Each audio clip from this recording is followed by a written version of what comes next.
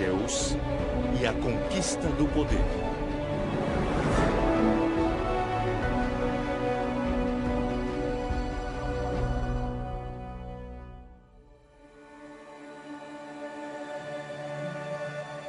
Este que vocês estão vendo é o pai dos deuses e da humanidade, a quem todos devem obediência, mortais ou não. Ele é o Senhor dos elementos.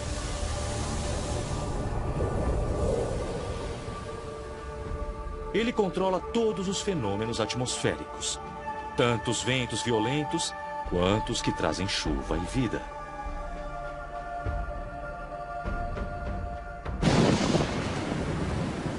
É a garantia do poder real e da hierarquia social. Mas, principalmente, possui a única arma de destruição massiva de seu tempo. O raio. Que ele não hesita em usar contra aqueles que se atrevem a desafiar.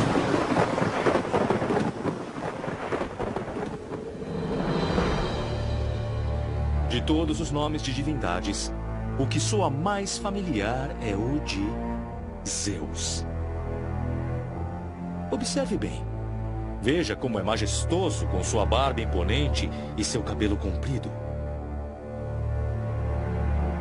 Em uma mão, ele segura um cetro de madeira de cipreste, símbolo de sua realeza.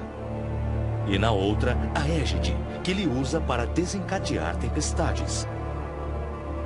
Um rei supremo merece uma morada suprema. Zeus habita a região tranquila e magnífica que se estende sobre a atmosfera da Terra. As montanhas são seus tronos, mas sua residência mais famosa se encontra no Monte Olimpo. É lá que fica seu palácio, construído por seu filho Hefesto, deus do fogo e dos ferreiros. Mas Zeus nem sempre foi esse deus soberano.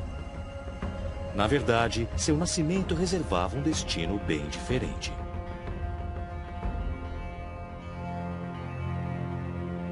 Tudo começou nos primórdios do tempo, antes mesmo do próprio tempo.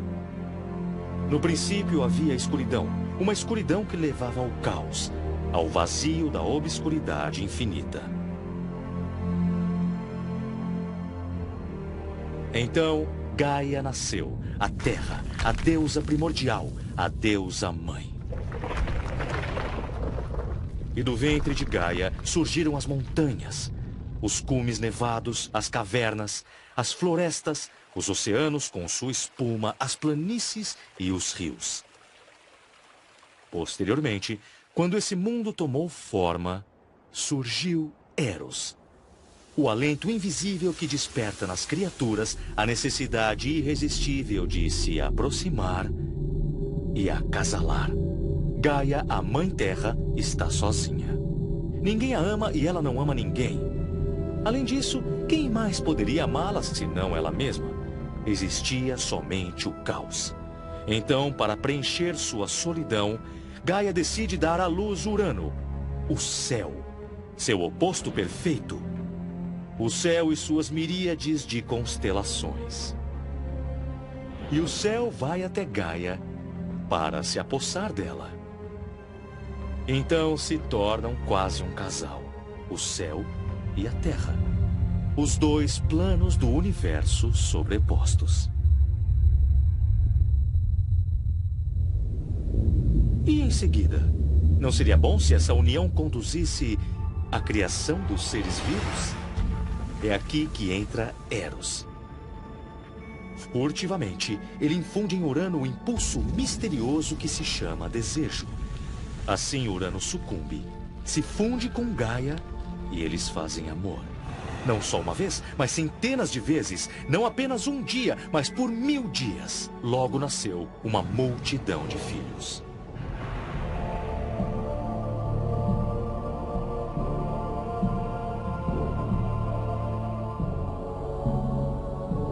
Os primeiros 12 filhos foram chamados de titãs. 6 titãs e 6 titânides. Então chegou a vez dos ciclopes, chamados assim devido ao único olho que tinham no meio da testa. Em seguida, vieram os hecatônquiros, cujo nome significa aqueles com 100 mãos. Aliás, eles não tinham somente 100 mãos, mas também 50 cabeças que cuspiam fogo. E finalmente, Gaia dá à luz os gigantes, monstros de tamanho colossal e aspecto incrível.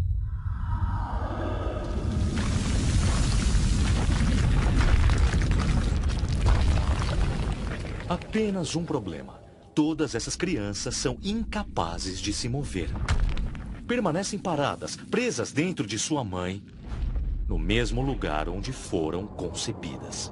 E por uma boa razão, Urano, o céu, continua literalmente colado à terra, Gaia. Não há espaço entre eles que permite que sua descendência alcance a luz para viver uma existência autônoma.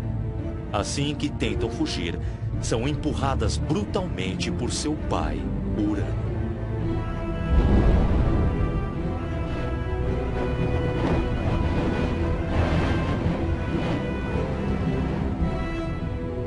Então, cheios de raiva e frustração, os titãs se separam de sua mãe.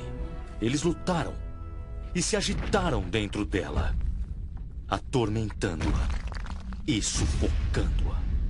Gaia sofria, estava esgotada e furiosa. A situação não podia continuar, não dava mais. Gaia então invoca uma rebelião e ordena aos filhos que se voltem contra o pai.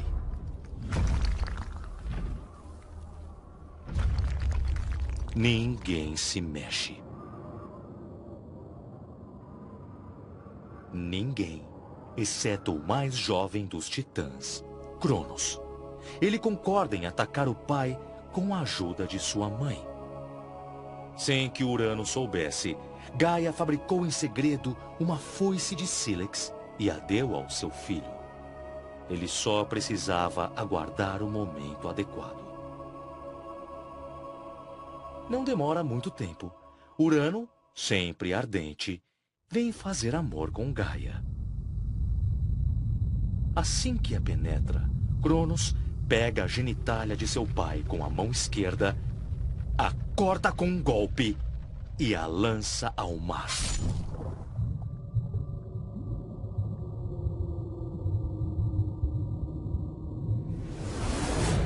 Devastado pela dor, Urano retrocedeu violentamente e se afastou de Gaia. Era o que esperavam. Finalmente, estavam separados. A partir desse momento, Urano, o céu, permanece acima do mundo para nunca mais sair de lá. Os titãs, os ciclopes e os gigantes ficam livres para deixar o ventre de sua mãe. Dizem que as gotas de chuva que caem do céu não passam das lágrimas de Urano. Lágrimas de dor, lágrimas de remorso e lágrimas de nostalgia. Com Urano derrotado, Cronos tomou o poder e em seguida se casou com sua irmã, Rhea. Ninguém poderia imaginar que a paz prevaleceria, mas sabe-se muito bem que, uma vez no poder, os soberanos não suportam ser destronados. Advertido por Gaia que um dia um de seus filhos roubaria o seu trono, Cronos começa a devorar todos eles assim que são trazidos ao mundo por Rhea.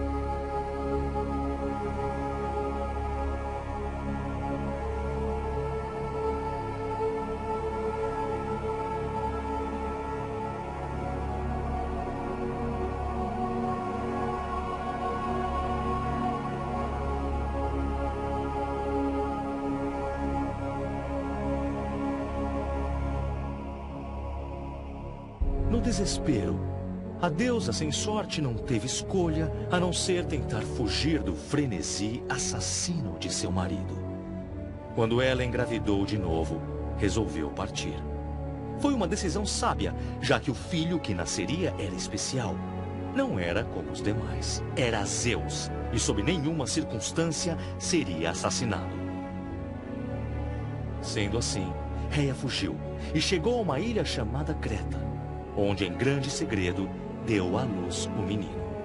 Após ter confiado seu bebê às ninfas, deidades que personificavam as forças vitais da natureza, Rhea voltou para Cronos. Ele sabia que sua esposa tinha engravidado e esperava que ela entregasse o recém-nascido. Mas Rhea tinha planejado tudo. E no lugar do recém-nascido, ela entregou uma pedra para Cronos. Uma pedra enrolada em panos. O que era aparentemente suficiente para enganar o voraz Titã, que imediatamente o devorou. Como ele poderia saber que um de seus filhos, no Monte Ida, na distante ilha de Creta, voltaria para vingar a mãe, para libertar seus irmãos, para tirar sua honra e reinar em seu lugar sobre os imortais?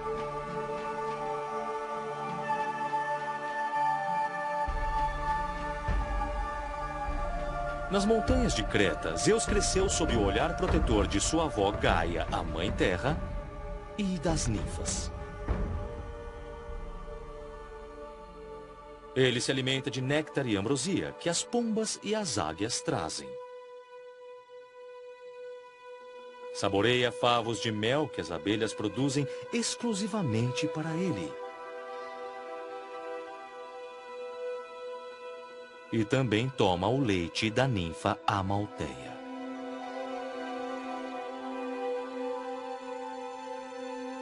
Quando se torna o mestre do universo, Zeus não se esquece de suas cuidadoras. Amalteia é elevada até as estrelas e se transforma na constelação de Capricórnio. Ele pega emprestado um de seus chifres para dar às ninfas que cuidaram dele. O famoso chifre da abundância, cornucópia, que nunca se esvazia do que seu dono deseja beber e comer.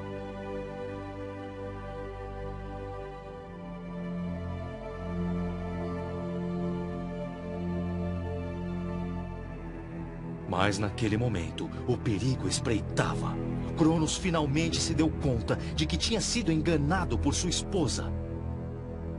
E se dispôs a encontrar o filho que escapou de sua obsessão doentia. Ele sabia que seu trono estava em jogo.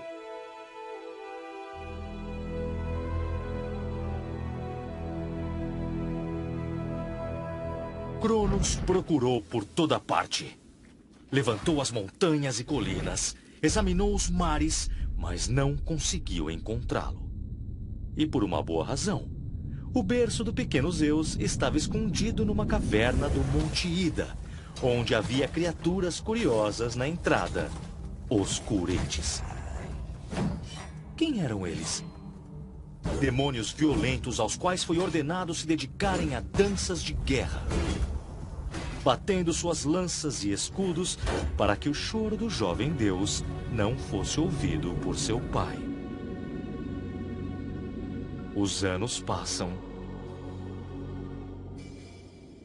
e Zeus cresce. E quanto mais cresce, mais pensa em se vingar desse pai indigno, cujas ações terríveis ele soube através de sua mãe.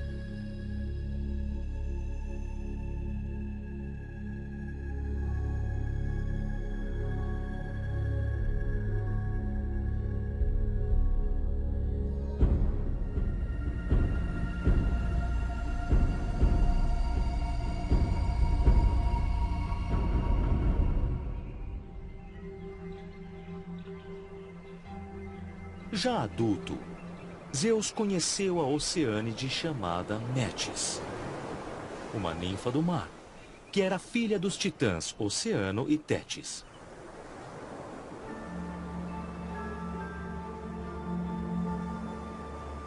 Metis era a deusa da sabedoria e da prudência, mas também da astúcia. O jovem Zeus se dispôs a seduzi-la, o que conseguiu sem problemas.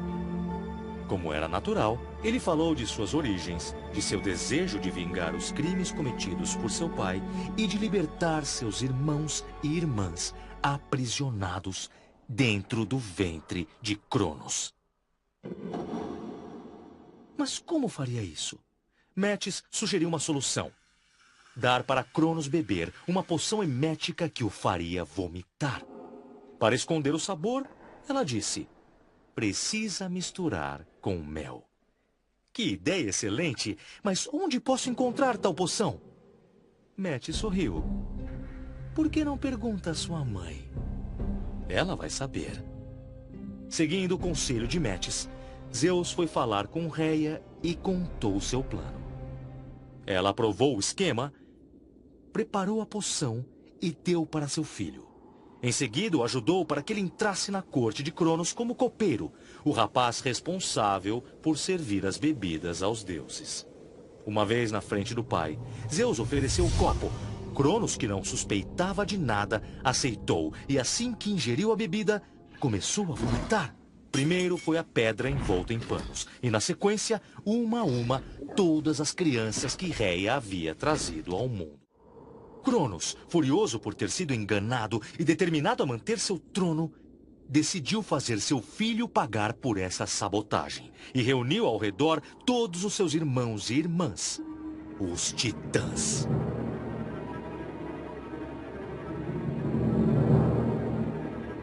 Enquanto isso, os filhos de Reia espontaneamente se reuniram com Zeus no Monte Olimpo. 6 olimpianos contra 12 titãs. E esse foi o início da grande e terrível guerra, que ficou conhecida como Titanomaquia e duraria muitos anos.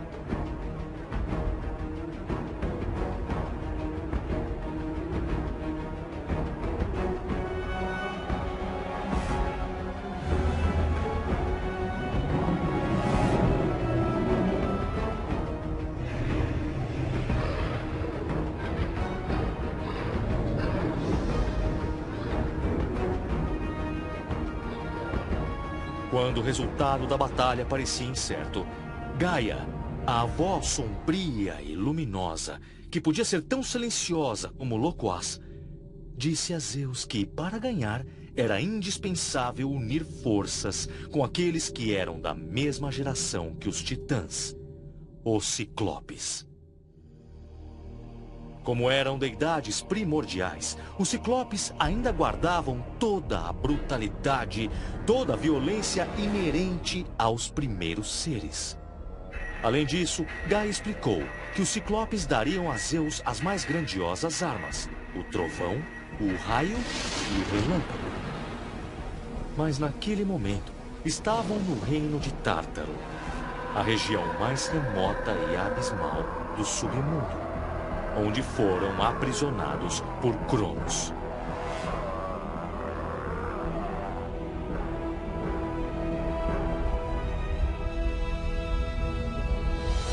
Se fossem libertados por Zeus, poderiam unir forças e ajudá-lo.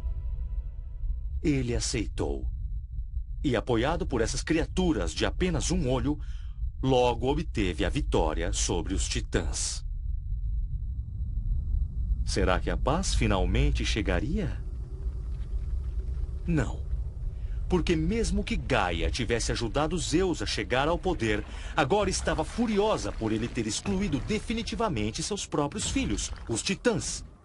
Então ela lança contra Zeus os gigantes, criaturas colossais que eram consideradas invencíveis. E assim, uma nova guerra começa, que foi chamada Gigantomaquia. E que duraria até muito depois da chegada dos mortais ao mundo.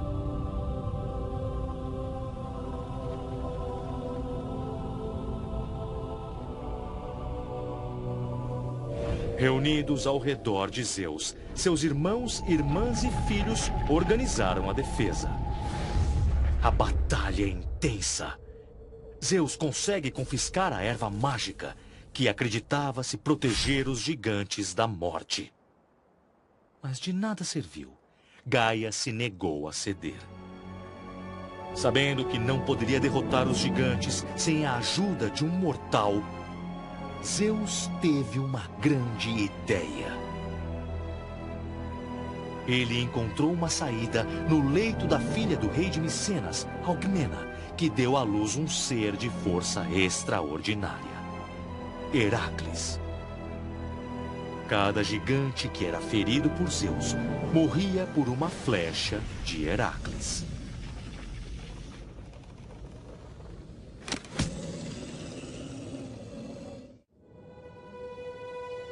Mais uma vez, Zeus triunfa sobre seus inimigos. E para registrar sua vitória com uma lembrança concreta, ele coloca em Delfos a grande pedra engolida e depois regurgitada por Cronos. Trata-se de Ônfalo, o umbigo do mundo, o centro do universo, que existe até os dias de hoje.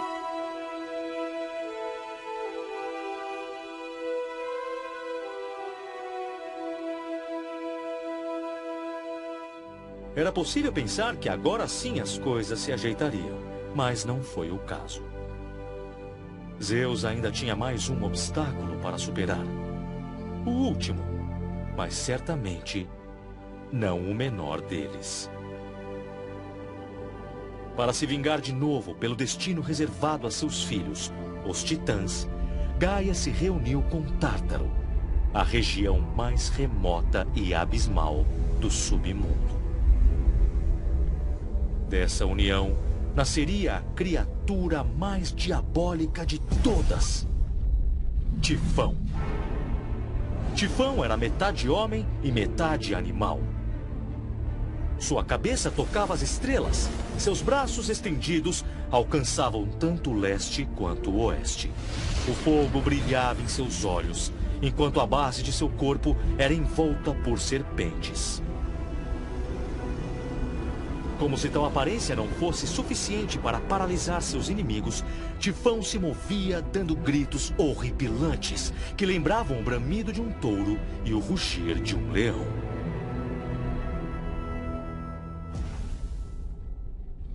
Quando esse monstro vai até o Olimpo, o pânico se instaura. Os deuses desesperados fogem para o Egito, onde assumem a forma de animais.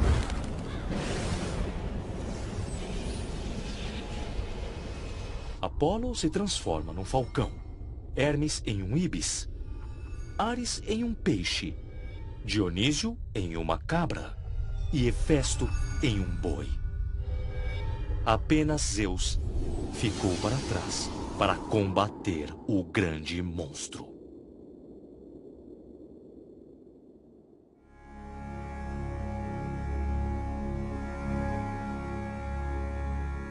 Essa fuga para o Egito teria consequências inesperadas, conduzindo à interação das deidades gregas e egípcias. Tifão se identificaria com Sete, o irmão e inimigo de Osíris. Zeus seria equivalente a Horus.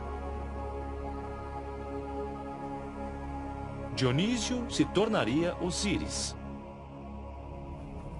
Deméter, Ísis. E assim por diante. Uma extraordinária combinação de duas culturas que não estavam necessariamente destinadas a se unirem.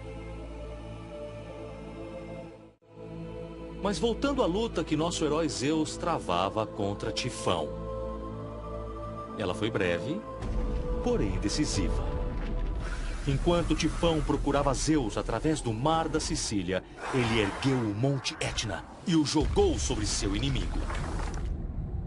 Com Tifão enterrado debaixo do Etna, a autoridade de Zeus é finalmente inquestionável. Ele é definitivamente o Senhor dos deuses.